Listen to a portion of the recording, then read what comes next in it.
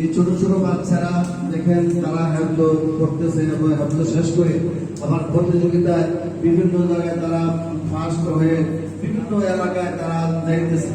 সারা বাংলাদেশের মধ্যে আমাদের মাদ্রাসা ছাত্ররা, বিভিন্ন হাফেজরা, ছোট ছোট বাচ্চারা সারা বিশ্বের মধ্যে আমাদের প্রতিযোগিতায় 1 নম্বর হয়ে আমাদের বাংলাদেশের হাফেজ সাহেবরা পুরস্কার নিয়ে আসতেছে।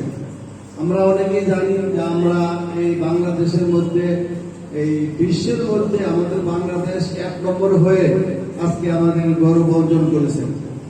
আজকে আমরা অনেকে জানি যে মাদ্রাসার ছাত্ররা, ছোট ছোট বাচ্চারা বিভিন্ন জায়গায় প্রতিযোগিতা দিয়ে অনেক পুরস্কার নিয়ে আসতেছে। আমাদের সরকার যদি এটা একটু মূল্যায়ন করতো আর যদি একটু সহযোগিতা করতো তাহলে আরো অনেক উপরে উঠতে পারত।